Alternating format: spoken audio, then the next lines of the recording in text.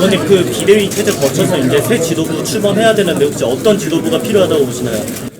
저는 이제 어제 중진회의에서 나온 얘기가 뭐냐면은 일단 전당대회로 가기 위해서는 비대위를 거쳐가야 된대요. 실무적으로 거쳐가야 되는데 사실 그 비대위를 구성하는 것도 차기 원내대표가 하는 게 맞아요. 이론적으로는 맞아. 그런데 차기 원내대표는 지금 윤재욱 원내대표의 경우에 일단 야당이 5월 2일 날 특검법을 처리하겠다는 거 아닙니까? 그러면 이것까지는 윤재욱 원내대표께서 마무리를 시켜줘야 돼. 그래야 새로운 원내대표가 그걸 처리하기는 여러 가지 부담감을 줘서는 안 돼. 그래서 절차적으로 보면 이론적으로 새로운 원내대표가 비대위를 구성하는 게 맞으나 윤재욱 원내대표가 5월 2일 특검법 처리까지 맡아줘야 돼요. 그러면 새로운 원내대표 선출은 결과적으로 5월 2일 지나서 뭐 5월 5일 어린이날이 있으니까 그 한 6, 7일, 8 이 상관이 될 거라고 봐요. 그러면 그때까지 지금 4월 15일 16일 아닙니까? 우리 수도권에서 뭐 참패뿐만 우리 당이 전체 참패예요, 참패. 이거는 예견된 참패라고 제가 말씀드렸잖아요. 제가 작년 여름부터 수도권 위기론 강조했고 참패로 간다라고 계속 말씀을 드렸고, 그런데 이거에 대해서 우리가 대비를 전략이나 메시지나 정책이나 인물 배치한 걸 못한 거 물론 저부터 반성을 하는데, 그러면 현 단계에서 참패를 했어요. 그러면 참패를 했는데 그러면 원내대표가 새로운 원내대표가 5월 7, 8일에 뽑혀서 그때 비대위를 출범시키다? 그러면 그동안에 현재 원내대표가 이러고 있는다? 이건 말이 안 되는 거예요. 안 그렇습니까? 지금 여당 사상 이런 식의 참패를 제가 본 적이 없어요.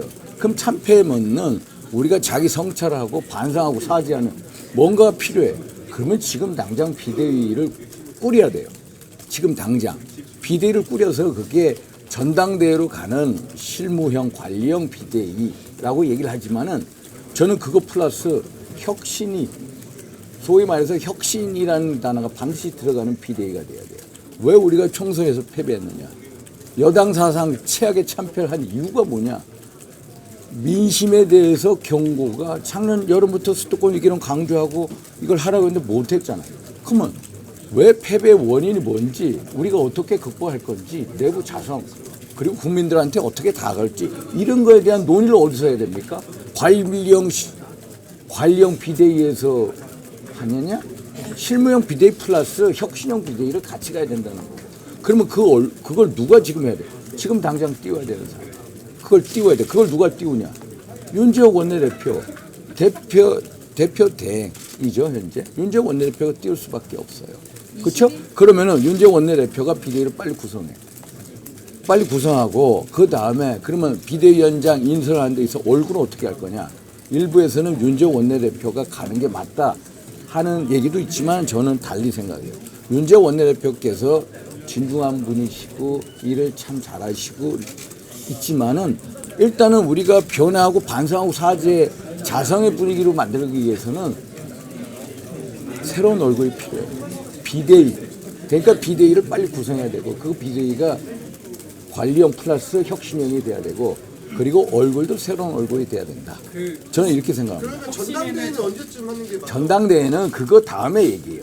전당대회는 비대위를 거쳐 가기 때문에 전당대회라는 것은 그게 언제 치러질지 몰라도 여 안에서 비대위가 구성이 되면 거기서 어떤 일정표를 제시할 거로 봐요. 그럼 그 새 얼굴의 의원님이 역할을 하실 수도 아니요. 그거는 윤재욱 원내대표가 새로운 얼굴을 이제 예를 들어서 당 안팎의 의견을 듣고 의견하는 거예요. 혁신에는 전당대회 룰 개정이나 지도체제 변경도 그러니까 그거에 대해서 제가 말씀드린 거예요. 그러면은 혁신위가 들어가면은 소위 말해서 관리형 플러스 혁신형 비대위가 출범하고 거기서 전당대회 룰, 총선 패배 원인, 백서, 그리고 집단이나 단일 지도 체제 등의 논의할 수가 있어요.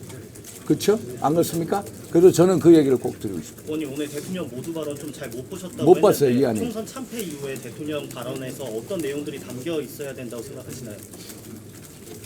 일단 대통령의 어떤 민심에 겸한 모습을 보여야 되고 일단 이제 뭐가 담겨 있어야 된다는 것은 너무 포괄적인 얘기고 대통령께서 오늘 말씀하신 걸 보고 또 평가하죠. 총선 패배 원인은 뭐라고 보세요, 의원님? 총선 패배? 제가 말씀드렸잖아요. 작년 여름부터 수도권 위기다. 수도권 위기의 본질을 알고 대책을 마련하자. 그럼 수도권에 맞는 또 전략이나 메시지나 정책이나 고경이나 인물 배치가 이루어져야 된다.